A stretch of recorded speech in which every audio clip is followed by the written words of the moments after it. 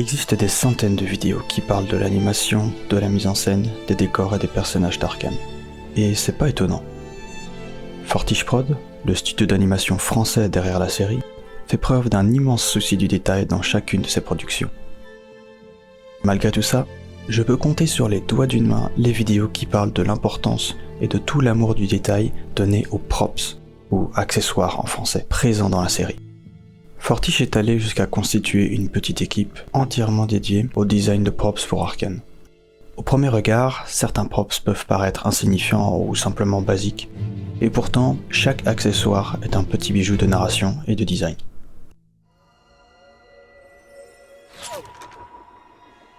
Cette vidéo, c'est pour moi un prétexte de parler de ce sujet qui me passionne, un prétexte pour mieux étudier et mieux comprendre le design de props, car j'aimerais moi-même en faire mon métier et qui sait un jour participer aux productions de Fortiche en tant que designer.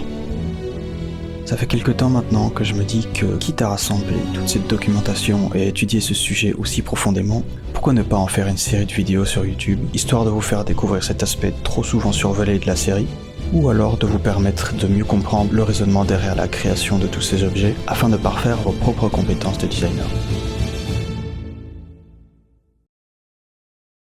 Pour être sûr, je vais quand même placer un petit disclaimer. Certains props dont nous allons parler aujourd'hui sont susceptibles de donner des spoils. Donc voilà, vous êtes maintenant prévenus. On y va.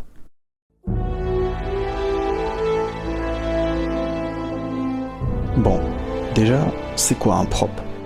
Dans le secteur de l'animation, on qualifie de prop ou d'accessoire en français tout ce qui n'est ni un lieu, ni un personnage et qui se trouve dans une scène. On retrouve dans cette catégorie les petits objets comme les outils, les armes, la nourriture, mais également des objets qui peuvent être beaucoup plus volumineux comme des véhicules. Par contre, dans le cas de productions qui mélangent 2D et 3D comme Arcane, la définition du prop est un peu plus particulière. Contrairement aux productions 3D classiques de style DreamWorks ou Pixar, les objets qui se trouvent dans les décors d'une production 2D 3D ne sont pas tous modélisés, loin de là.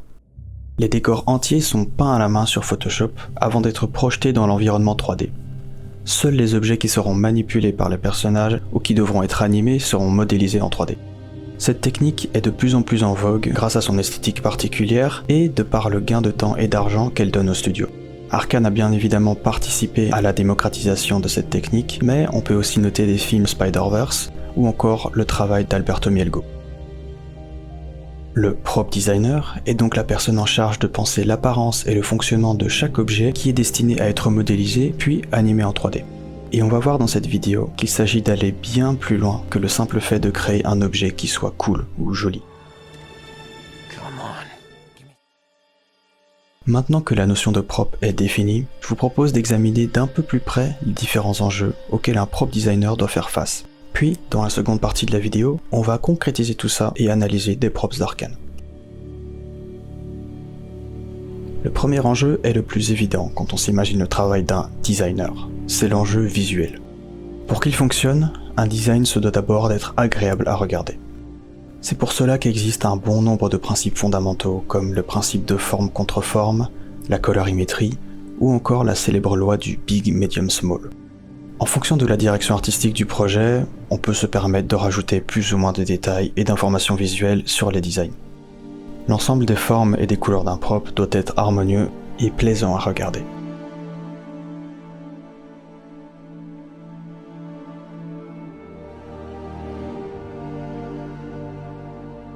Faire un joli prop, c'est bien. Faire un joli prop qui fonctionne, c'est mieux. Un prop designer n'est en réalité pas payé à faire de beaux dessins, mais bien à imaginer et créer des objets. Le dessin n'est qu'un médium qui nous sert à communiquer les idées farfelues qu'on a derrière la tête. Si l'apparence d'un objet ne permet pas de comprendre à quoi il sert ni comment il fonctionne, alors son design est inefficace. Comme le répète souvent le papa, le grand guide spirituel de tous les designers, Feng Zhu. Just use function over form, function over form, function over form, function over form designs.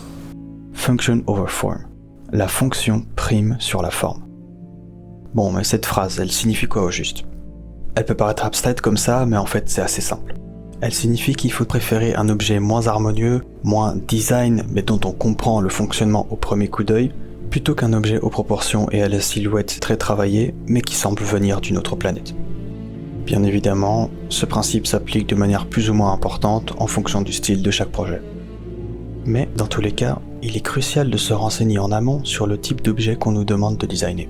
Que ce soit un objet qui existe déjà, un objet revisité ou un objet qu'on doit créer de toutes pièces, il faut toujours se documenter avec des exemples de la vie réelle afin de pouvoir établir une certaine logique derrière son fonctionnement. Ça fait partie du travail de manipuler cette logique à notre avantage afin de rendre le design plus intéressant et plus engageant pour le spectateur.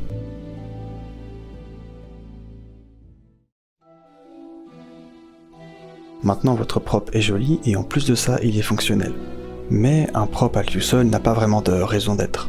Il doit s'inscrire dans l'univers dont il fait partie. Ça nous amène donc au troisième enjeu qui est un enjeu narratif. Chaque prop raconte une histoire. Son histoire propre, mais aussi celle de son propriétaire. C'est assez important dans le processus de design d'un accessoire de comprendre dans quel contexte il s'inscrit afin qu'il soit cohérent.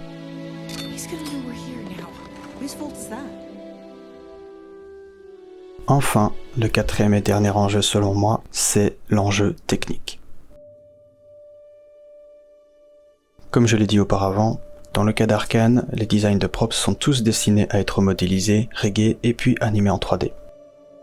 Il est donc assez important de pouvoir se glisser dans la peau de nos collègues à qui on va léguer notre travail et s'assurer que l'objet créé fonctionne dans un environnement en 3 dimensions.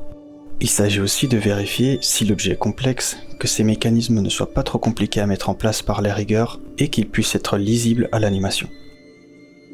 So, it's a part of the fun, but it's part of the headache too. Voilà donc, toujours selon moi, les 4 aspects importants du prop design. Néanmoins, après tout, ce ne sont que mes opinions sur la chose. N'hésitez pas à corriger ou à repréciser mes propos si vous le jugez pertinent. Je serais assez curieux d'avoir votre point de vue s'il est différent.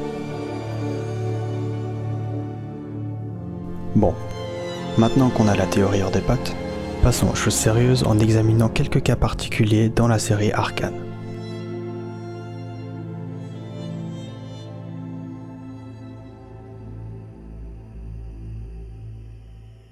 Donc, rebonjour à tout le monde. Si vous êtes resté jusque là, merci beaucoup d'avoir regardé. J'imagine que ça s'entendait que je lisais un texte pendant la vidéo. J'ai vraiment fait de mon mieux pour que ça ait l'air naturel, mais un peu compliqué. C'est la première fois que je m'adonne à ce genre d'exercice.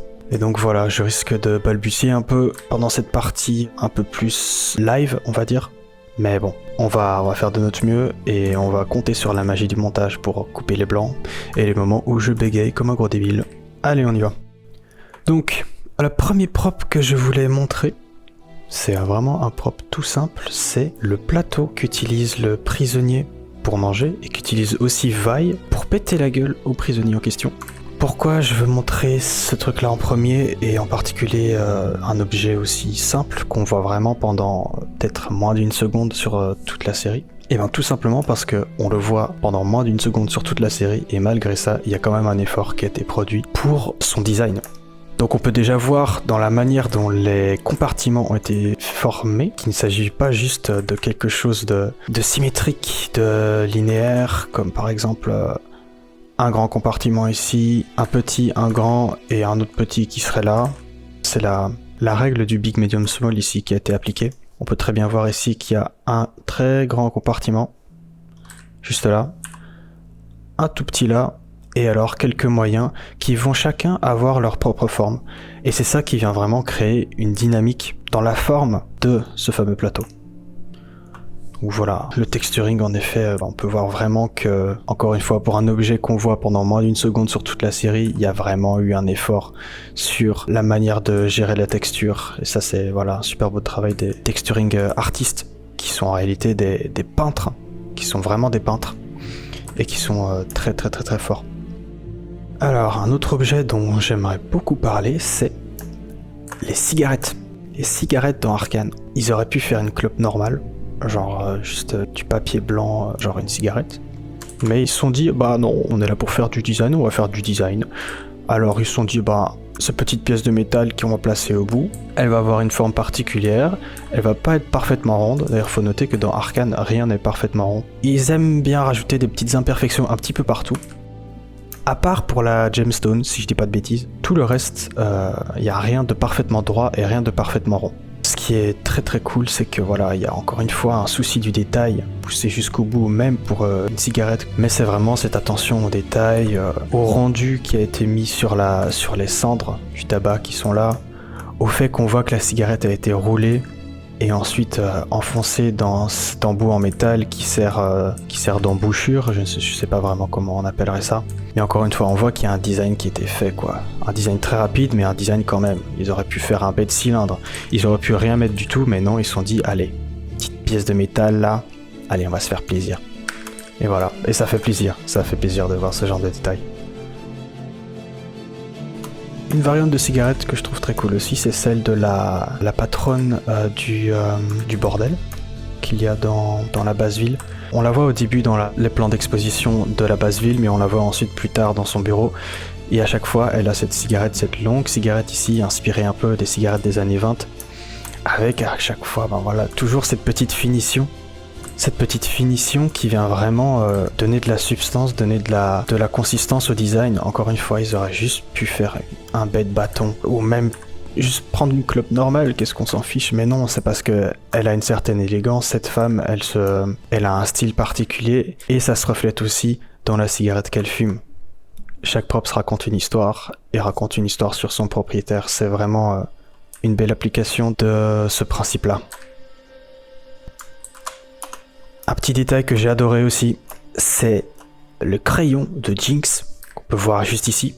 Donc on peut voir à l'embout ici qu'il s'agit d'un crayon de Piltover qu'elle a sûrement dû ramasser quelque part ou voler lorsqu'elle était en train de piquer la gemstone dans le bureau de Jace. Et le petit détail que j'adore, regardez cette mine.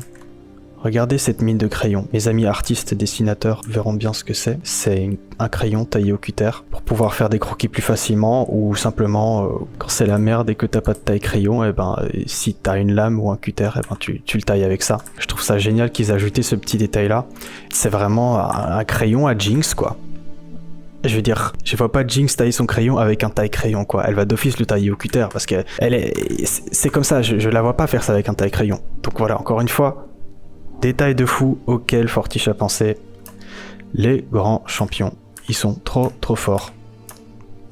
Alors un design qui est super efficace et qui encore une fois a reçu beaucoup d'amour, c'est le design de la petite lampe à gaz qu'on voit dans les premiers épisodes de la saison. Je pense qu'on la voit plus tard aussi, mais je suis pas sûr.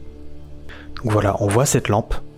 Il y a une ampoule, une sorte de bouton rotatif. On imagine que c'est quelque chose qu'on doit actionner. Boum, on comprend direct que c'est avec ça qu'on va actionner le mécanisme et allumer cette ampoule.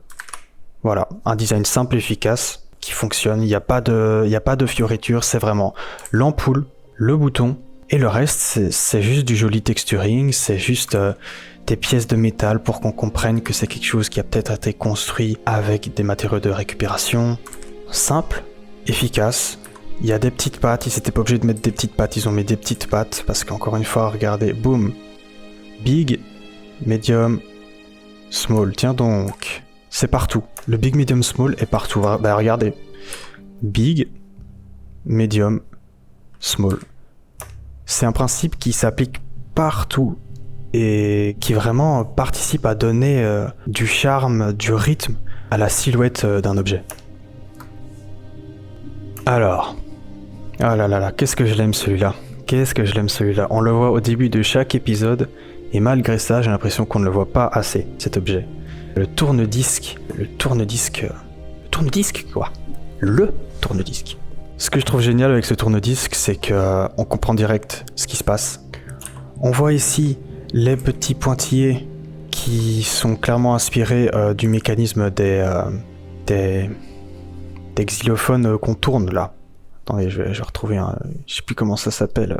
Donc on voit très bien de quoi ils se sont inspirés. Ils se sont bien sûr inspirés du mécanisme des boîtes à musique. Bien sûr, c'est impossible d'entendre un morceau à une résolution aussi haute avec d'écrans comme ça, bien sûr que oui. Mais encore une fois, c'est du semi-réalisme. On n'est pas là pour faire du design réaliste, mais pour faire du design plausible. On comprend à quoi servent ces lignes, même si ça n'a aucun sens qu'elle soit là, surtout quand on voit le son qu'elle produit après, où c'est vraiment, c'est une musique quoi, c'est genre une chanson. Mais ils l'ont mis là, voilà. Ils auraient pu faire des petites rainures, vraiment comme sur un vinyle normal, non, ils ont décidé de faire ça, et ça redouble le charme du prop.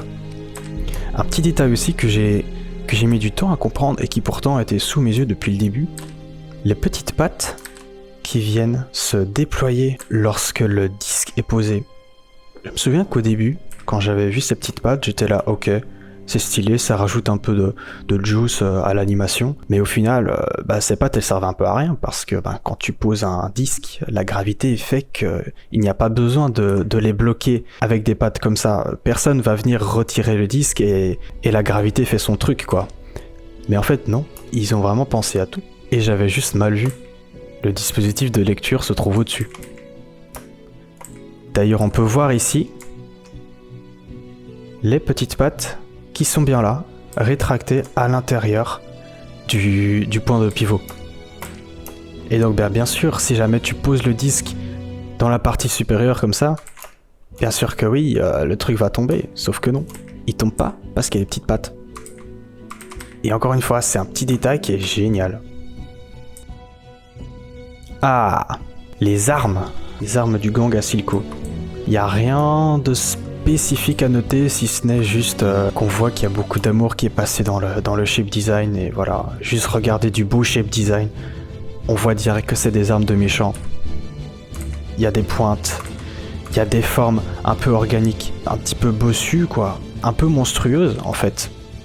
Et c'est vraiment ce qui représente au final le gang de Silco, et rien qu'avec les formes, même avec des formes abstraites comme ça, on comprend qu'on a affaire à des méchants quoi. On comprend peut-être même pas que c'est des lames quand on voit le truc comme ça, mais on comprend qu'on est chez les méchants. Il y a du rouge, il y a une forme de puissance, une forme de danger, et alors on a un shape design mais pointu quoi. Il n'y a pas plus pointu. Trop cool. Ah, le passe-partout de Milo. Design ultra efficace. On voit d'un côté une poignée avec un pivot ici, 3 petits pivots, et d'ailleurs on voit qu'ils sont bien désalignés, donc on comprend grâce à ça que c'est pas quelque chose qui est fixe, que c'est quelque chose qu'on peut faire tourner. Et au bout, des bagues qu'on peut distinguer de par leurs couleurs différentes, et à chaque fois des petits pins, des petites excroissances qui sont connectées à ces bagues. Voilà. On comprend direct à quoi ça sert. Il suffit d'un plan, on va Milo enfoncer ça dans la serrure, et on comprend direct à quoi ça sert, on n'a plus besoin de se poser d'autres questions. Simple, efficace, super cool, pas de fioritures, c'est un objet de la base ville, il n'y a pas d'emblème, il n'y a pas d'ornement inutile, c'est vraiment juste une pièce de métal qui est là pour une seule chose, être utile, qui a été fabriquée probablement à la main par Milo. Et voilà, c'est très fort, c'est très fort. Un autre objet très pratique, très original, c'est, moi j'appelle ça le briquet néon. Je sais pas si c'est vraiment ça le principe, mais moi je l'ai un peu vu comme ça. Donc le néon, si je dis pas de bêtises, c'est un gaz qui est dans une ampoule, et quand on émet une étincelle ou de l'électricité, je sais pas trop bien, et bien le gaz s'allume. Et je trouve ça génial d'avoir pensé à mélanger ça avec un briquet, c'est-à-dire qu'ici on aurait l'ampoule avec, disons, le néon. Ici on voit clairement ce qui semble être un mécanisme de briquet, et alors on allume ça, hop, et t'as ta mini lampe de poche, ton néon de poche. C'est génial, c'est juste génial. Encore une fois, un shape design impeccable. T'as le big, medium, small ici, big, medium et small, big, medium et small. Voilà, je vais arrêter de revenir là-dessus parce qu'on commence à comprendre, mais voilà, c'est vraiment pour dire que c'est un principe auquel je pense pas que les designers pensent à chaque fois. À la fin, ça devient, je pense, une sorte de réflexe, mais c'est un principe qui est là constamment, partout où on regarde. Et enfin, le dernier prop dont j'avais envie de parler, c'est juste un peu par gourmandise, parce que le design est vraiment très simple. mais je le trouve ultra beau. Voilà, je trouve que cet objet est magnifique. La bonbonne de gaz, épisode je sais plus combien, au moment où Silco donne une leçon voilà, à ses chers collègues pour leur rappeler d'où ils viennent. Juste voilà, incroyable, trop beau. Un mélange de plusieurs métaux.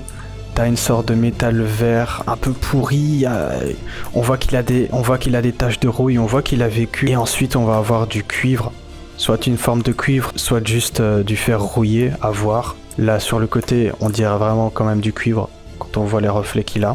Colorimétriquement parlant, je trouve ça très beau. Encore une fois, un shape design trop cool. Un souci du détail dans la manière de mettre en valeur la texture de l'objet et une finition globale sur l'objet. Il y a des petites rainures ici, il y a le système d'attache de la grande valve qui vient se fixer ici avec des sortes de rivets en cuivre. Ou... je pense pas que ce soit de l'or, c'est plus une sorte de cuivre un petit peu brillant. Et alors vraiment le mélange des métaux, tu vas avoir presque du fer blanc avec du cuivre, avec de la rouille. Et ça renforce cette idée que les gens dans la basse ville, ils ont un peu ce qu'on leur donne et ils construisent des choses avec ce qu'on leur donne, d'où le fait qu'il y ait plusieurs types de matériaux pour un seul et même objet. Alors quelque chose que j'aimerais mentionner, c'est que toutes les images qui sont ici proviennent de screenshots que j'ai faits, qui proviennent d'une sorte de chasse aux props que j'ai réalisé pour chaque épisode de la série. Et j'ai tout rassemblé dans un dossier qui est ici, tout classé par épisode, avec une capture d'écran à chaque fois qu'on voit un prop être utilisé ou être dans un champ. Donc voilà, ça fait une bonne petite base de données si jamais vous voulez un peu mieux étudier les designs d'Arkane ou les props en général. Vous en servir comme inspiration, comme référence. Moi-même, rien qu'en prenant les screenshots, j'ai appris tellement de choses, j'ai remarqué tellement de petits détails ultra intéressants. Je compte les mettre sur un Google Drive public que je mettrai en lien dans la description de la vidéo. Ça m'a pris beaucoup de temps de faire tout ça, mais je suis vraiment content du résultat et je sais que ça me servira énormément plus tard. Donc voilà, merci beaucoup d'être resté jusqu'à la fin.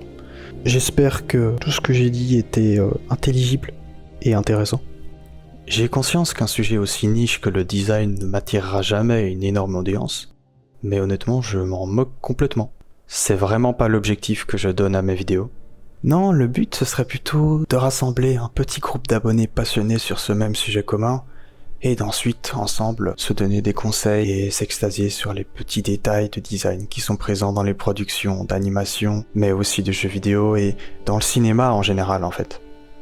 Il existe plusieurs chaînes déjà qui parlent de design pour le cinéma et de concept art sur YouTube, mais ce type de chaînes pour la plupart sont anglophones et je suis conscient que parfois la barrière de la langue peut décourager certaines personnes ou que simplement elles ont la flemme de devoir se concentrer à essayer de traduire ce que la personne dit.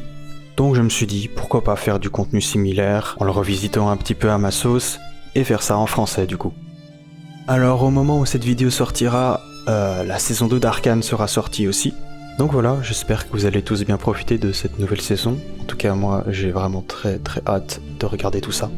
Et bien sûr, je l'ai fait pour la saison 1, je le ferai pour la saison 2, remplir ce Google Drive de screenshots des props qui proviennent de la deuxième saison d'Arkane. Et bien sur ce, à la prochaine, et surtout soyez passionnés et ambitieux.